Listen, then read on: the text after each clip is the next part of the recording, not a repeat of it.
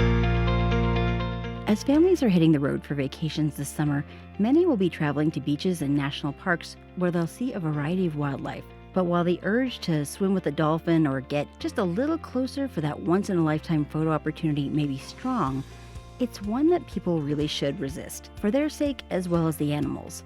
Dr. Katie Abrams is an associate professor in Colorado State University's Department of Journalism and Media Communication. Her focus is on social marketing approaches to mitigating human-wildlife conflict in protected areas or for protected species. She joins us today to talk more about her most recent research efforts and the increased need to educate the public on safe ways to enjoy the great outdoors. Thanks so much for being here today. Yeah, great to be here. The first time I became aware of your research was the Safe Distance Wildlife Project. You created a social media campaign for national parks that featured posts with wildlife photos and quirky puns like, "Don't make it awkward, we barely know each other." And now, one of your latest projects involves studying public adherence to a new regulation as part of Hawaii's Marine Mammal Protection Act to protect spinner dolphins. You had to get a little creative with how you did this project.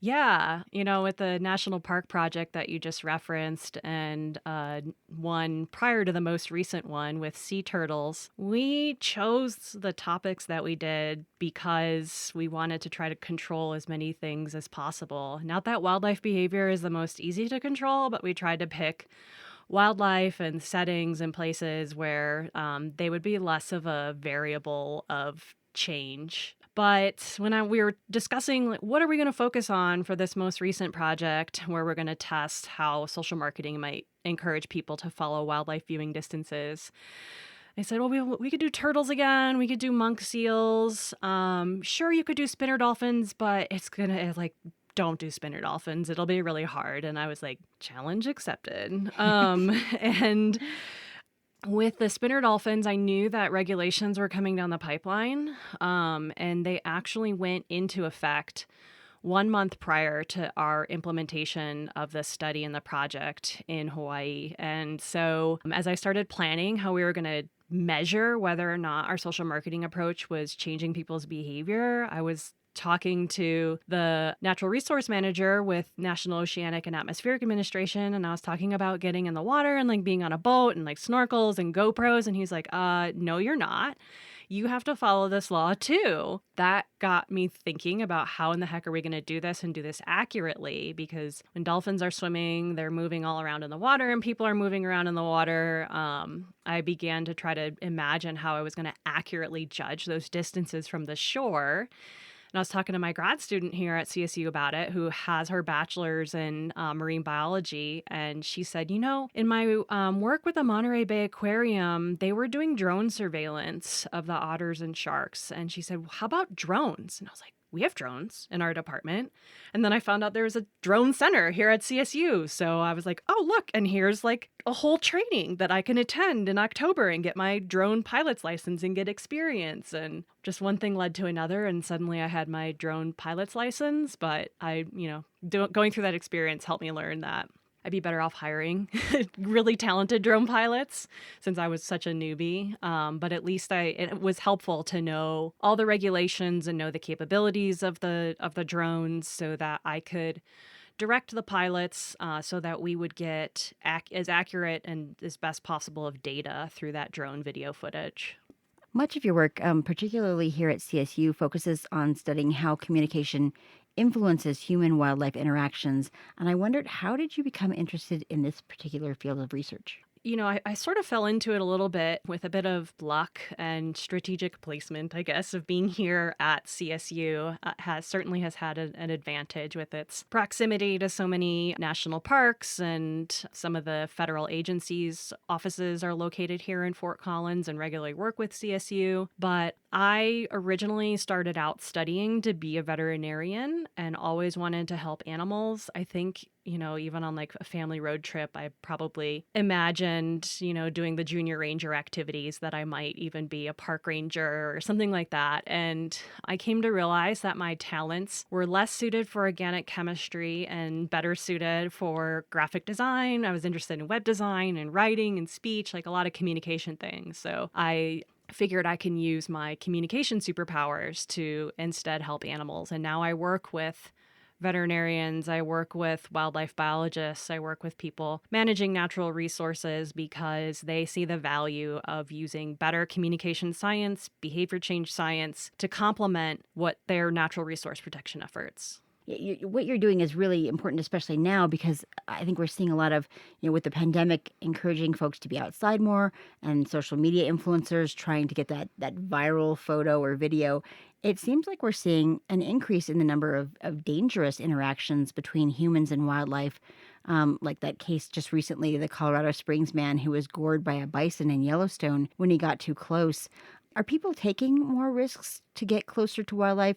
And how do you target communications campaigns to address those issues? It's a little bit of a chicken or the egg conundrum. There's like a lot of factors that are resulting in increased numbers of people getting close or interacting with or getting injured by wildlife. So we can't necessarily point to social media and saying like, yes, it's social media. Yes, it's people's, wanting to get that viral photo. But, people have always wanted to have wildlife experiences and encounters. And we're certainly seeing, as you said, an increased call to get outside and this generational turnover with like, what is a vacation like and what kind of vacation can I afford even, for millennials and Gen Z. When camping, they're going out in nature for an enriching experience. And I think those wildlife encounters are potentially more likely in those cases. And so although there appears to be a lot more people getting closer to wildlife, it may be to get a photo and it may be for a lot of other reasons. And in using communication to try to encourage people not to risk it for the biscuit. I don't like go get that photo. First, you have to ensure that you're reaching them. The information ecosystem is really rich and full of information. So you have to think about gaining people's attention. You have to know where they're getting their information and how to best reach them. Secondly, you've got to design that messaging once you've gained their attention to persuade them. There's lots of different techniques, and ultimately, knowing your audience and the context and the behavior that you're trying to change helps you best design that persuasive message. Some foundations in terms of behavior change, we try to message the desired behavior of staying the safe distances from wildlife, for example, or respectful distances as being easy, enjoyable, and even popular. And then third, there's other techniques in our recent campaigns with the National Park Service and NOAA. We've been promoting replacement behaviors using forced perspective photos, like, creating heart hands, and you have the animal off in the distance, of course, that fits inside the heart, show you protect wildlife. So they actually get a creative photo, and we know that they want a good photo, and this is just a different kind of good photo. So we encourage those replacement behaviors to help people get that enjoyment and fun experience out of it, make it seem popular, to encourage them to do the right thing. Make doing the right thing go viral in a way. Exactly. Yeah, exactly. I'm also curious about kind of the opposite approach, more stick than carrot kind of thing, that makes getting within a certain proximity to wildlife maybe illegal, as you mentioned with the spinner dolphins in Hawaii, or even this idea of kind of publicly shaming people who don't follow the rules and get too close to wildlife. How effective are those tactics? Yeah, that's a really good question. Having laws or regulations in place is a great signal to people that other people are also doing what this law either is, essentially encouraging them to do, or if it's discouraging a certain behavior, it's, discouraging them from doing that. So it's a nice signal. Now, they might not always agree with the exact stipulations of that law. So I always use the example of speed limits, right? And how speed limits can be really helpful for, discouraging speeding 50 miles per hour when they set the speed limit to 35 miles per hour. But you probably have a lot of people who are like, I'm going to go 39 because it says 35, and that's close enough. I'm not going to get in trouble. Law enforcement isn't always there either. That was something that in working with NOAA that they mentioned, they need support. They need good communication in place as well. Not just to communicate, hey, this is a law and you can get fined, but encouraging people to do the right thing, kind of in addition to having the encouragement of the law.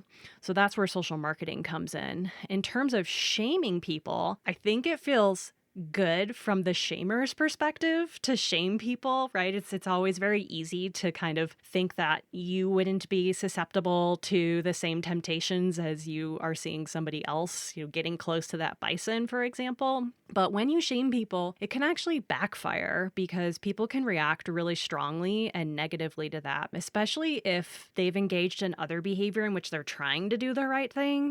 Maybe they have other things that they do in their life to protect wildlife. Maybe they make donations. Maybe they are, really careful about their trash, but, they saw that bison and they wanted to get that photo and they thought the bison didn't look that threatening. And so when you shame people for that, they start to react negatively and can be less likely to engage in the behavior that you're asking them to do. So guilt appeals, though, work well, subtle guilt appeals, when you're talking about encouraging people's future behaviors. You got to think about how you use guilt in a more strategic way and understand the differences between shaming somebody for their past actions versus using subtle guilt appeals to encourage positive behavior in the future. Can you give me an example of one of those kind of guilt appeals?